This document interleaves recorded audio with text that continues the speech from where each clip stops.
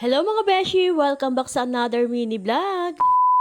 Super excited ko nga for today's mini vlog dahil finally ay dumating na nga itong matagal ko nang in-order sa Exen Home na hanging cabinet. Literal na napakatagal talaga ng delivery dahil nagpabalik-balik pa nga yung rider din sa bahay at sinabi na kami na nga lang daw ang mag-pick up sa mismong opisina ng JNT. Sobrang laki kasi at sobrang bigat din ng parcel, baka nga daw hindi kayanin ng kanilang motor tapos nga napakalayo pa ng aming bahay. Nag-decide nga ako na kinabukasan ay pipick upin ko na, kaya nga lang hindi pa nga ako nakakaalis din sa amin ay naandiyan na nga, dineliver na nga din ng rider. Sana all. Pagkadating nga nitong parcel din sa bahay ay hindi na nga kami nagpatumpik-tumpik pa at ini-unbox na nga din namin agad. Worth it talaga ang paghihintay ko dito dahil nga napakaganda, aesthetic.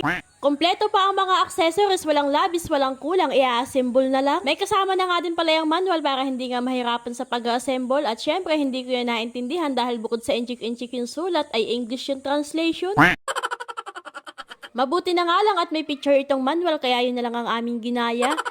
Sinundan na lang namin yung nasa picture step by step. At ayan nga mga beshi, unti-unti na din naming naiikabit. Sobrang bilis nga din itong ikabit mga beshi basta nga naiintindihan yung nasa manual. Tapos sa paglalagyan nga ng mga tornilyo ay may nakaabang na nga na butas, itutusok na nga lang. Medyo mabagal nga lang kami diyan sa pag-assemble mga beshi dahil hindi nga kami gumamit ng barena sa pagtutoks at mano-mano nga lang ang ginawa namin. At wala kayo sa tatay ko mga beshi, tingnan nyo naman gabing-gabi na ngayon at hindi pa nga siya kumakain ng hapunan ay talaga naman for the go. Nagsuot pa nga siya diyan ng salamin sa mata. Paano ba naman kasi ay hindi nga daw niya mabasa yung nasa manual. Akala mo naman talaga ay maintindihan din niya yung nakasulat. Yun naman pala yung drawing lang din ang tinitingnan niya. Diyos me, yung marimar. For the go talaga itong tatay ko. At kung excited nga ako na mabuo itong hanging cabinet, ay mas excited pa nga siya kaysa sa akin.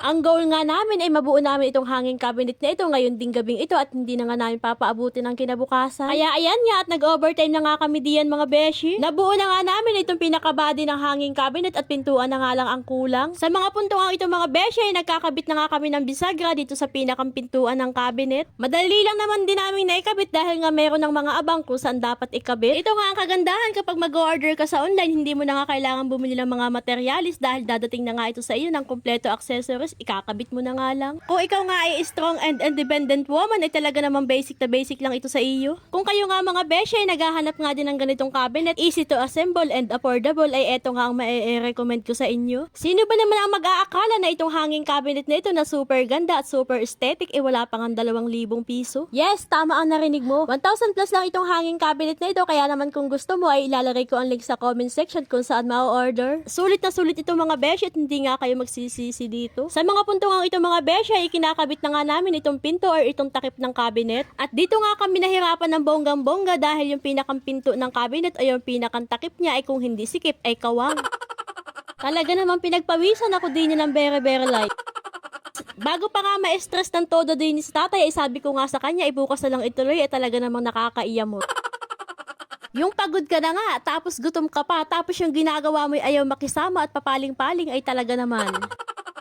At ayan na nga, fast forward, kinabukasan, pagkagising ko nga ng umaga, ito na nga agad ang aking inatupag. Habang wala pa nga din si tatay, ay pinaspasan ko na nga ng paggagawa para kunyari, strong and independent woman tayo kahit for today's video lang. Hindi pa man ako natatapos diyan sa pag-assemble, ay super saya ko na nga. Super saya now, super stress later. Sa totoo lang mga beshi, ay dito nga kami natagalan sa paglalagay nga nitong takip ng cabinet. Nakailang kabit nga at nakailang tanggal nga ako dito sa pinto ng cabinet pero hindi pa nga din magpantay. Ang nakaka-stress pa kapag bubuksan ko o isasara itong takip ay maingay nga siya, nag-aagit-itan parang masisira. Nag-search na nga din pala ako diyan sa YouTube at pinanood ko kung ano nga ba ang ginagawa. Yun pala may adyasan yung pinakambisagran niya. Meron palang adyasan yun kapag masikip or maluwag yung takip ng cabinet. Diyos mio, kung hindi pa ako nanood sa YouTube, hindi ko malalaman. And finally, after 10 years, ay nabuo na nga din namin itong hanging cabinet at ikakabit na nga namin. Sobrang saya ko nga diyan dahil finally ay meron ng hanging cabinet din sa kusina ng aming bahay kubo. Tuwang-tuwa nga ako sa naging outcome niya mga beshi at talaga namang napakaganda, napaka-aesthetic at pasok na pasok nga sa pangarap kong Team Puti at Team Kahoy. Sino ba naman ang mag-aakala na yung cabinet na yan na napakasyala ay 1,000 plus lang? Kung ako nga sa inyo mga beshi ay mag-order na nga din kayo ng ganito at talaga namang sulit na sulit. Ilalagay ko na lang yung link sa comment section kung saan kayo pwede mag-order. At hanggang dito na lang muna mga beshi. Thank you for watching. Bye!